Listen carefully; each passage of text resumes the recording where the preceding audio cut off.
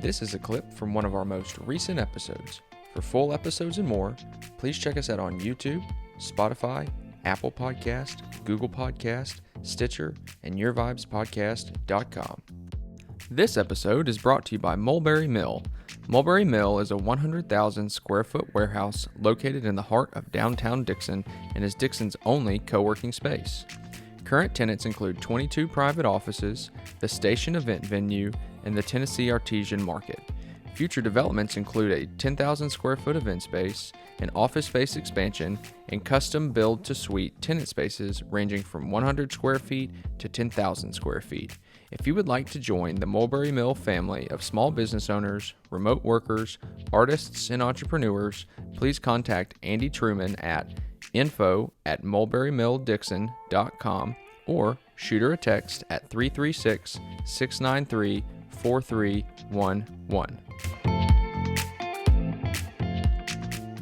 How many parents know how to work those things as well as the kids? Absolutely. I mean, did you not see the what was it, a congressional panel on these things? Mm-hmm. And one, I forget, was a senator or a representative, I think it was a senator, asked about is Facebook going to control Finsta? And the person responding is like, I don't know how to answer that question because that's slang for something. And the congressman thought it was a product. Oh, okay. I don't even know what it is. What is it? I don't know. I've only ever heard kids talk about it. Okay. It's slang for like a process in it. See, honestly, I'm sounding like that guy on the thing because I'm not 100% sure what it is. But at least I'm going to admit I'm not 100% sure what it is. Okay. That may be something people out there can Google and look up. But but I mean, we got a lot of change happening really quick all the time. Finsta is a slang term used to refer to as a fake Instagram. An expression is popular among Gen Z and millennials to denote the private Instagram account meant just for close friends. Okay, so there you go. So popularized in the last 5 years in order to connect with friends by using a Rensta. So see, that's very different. I'm assuming Rensta is a real Instagram.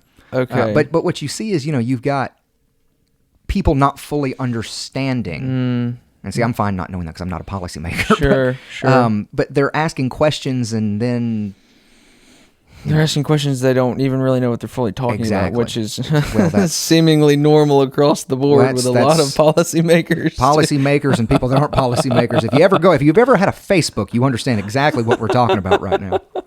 And Facebook and Instagram were down for 5 hours yesterday. The best 5 hours of my life. I know.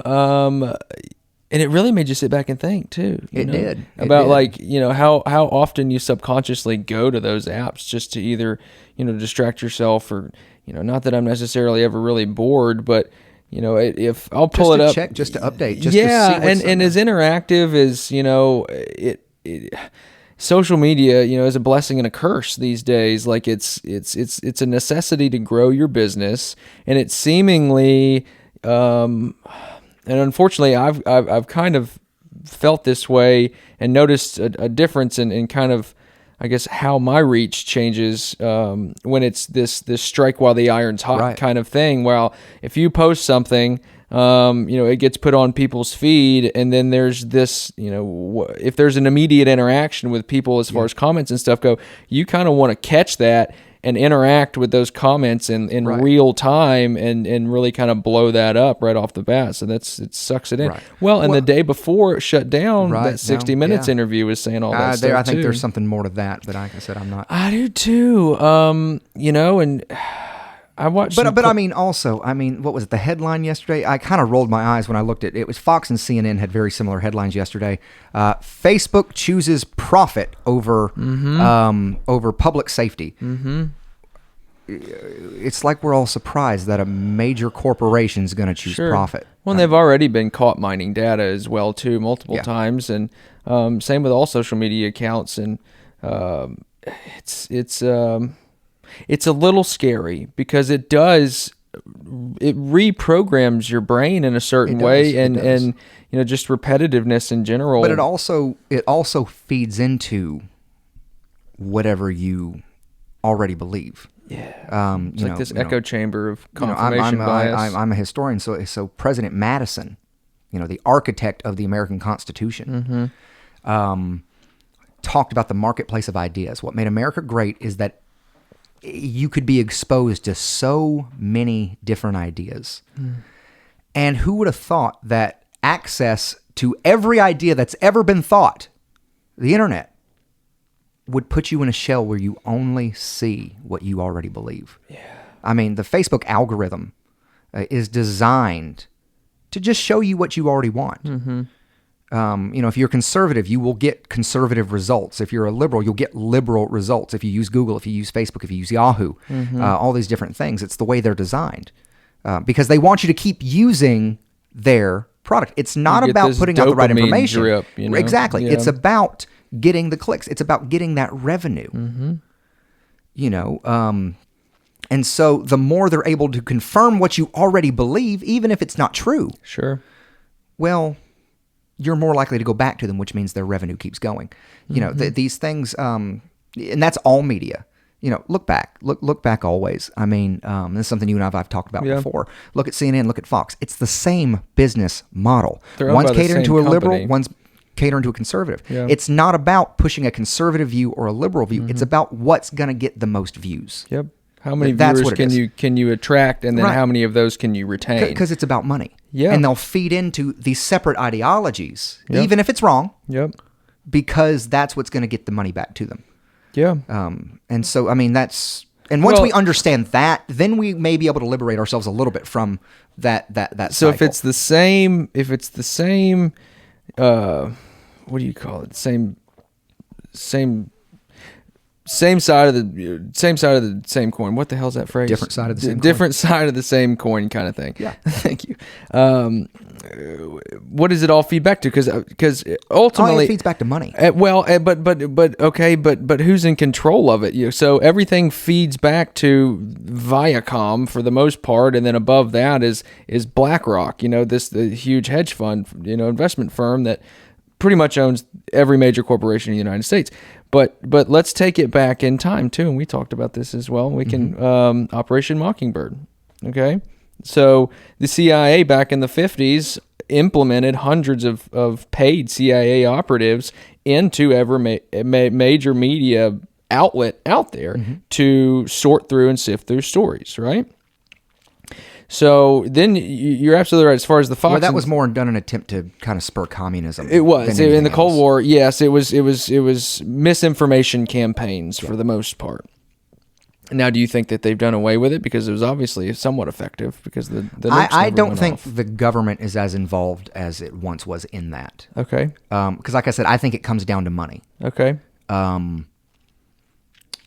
As far as the anchors' payrolls and the As C-suite far executives, as the payment of the company itself, okay. it's all comes back to the companies. I mean, that's that's what it is. I mean,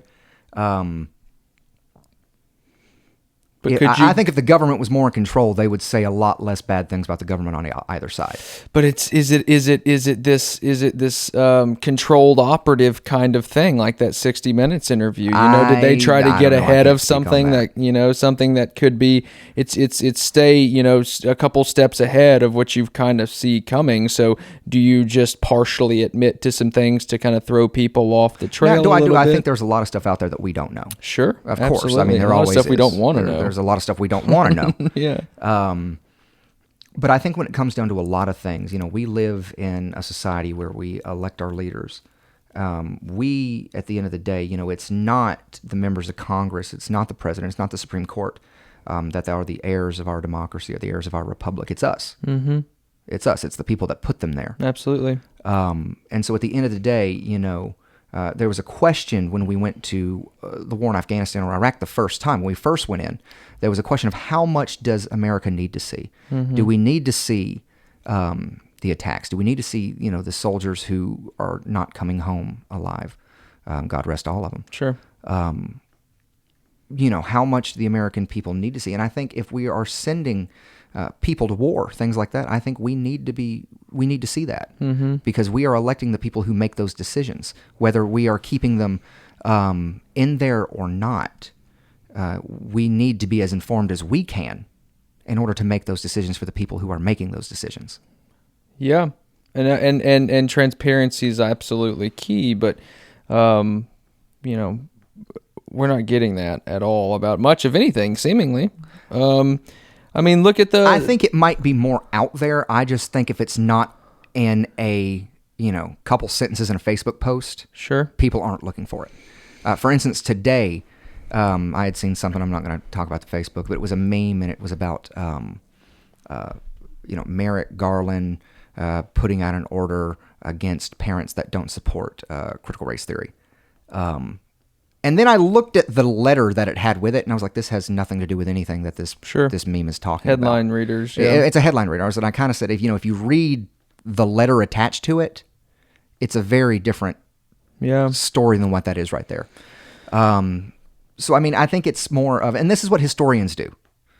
They look deep into it. You question everything. A lot of people think, for some reason, we think that the people in the past were much more honest than we are now. That's not true. What we do as historians is we look at the sources, and then we ask, okay, who wrote this?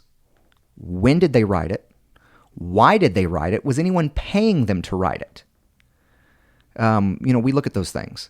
We question. Follow the money. Everything. You follow the money. You ask everything. Mm-hmm. You ask everything. Thanks again to Mulberry Mill for sponsoring this episode.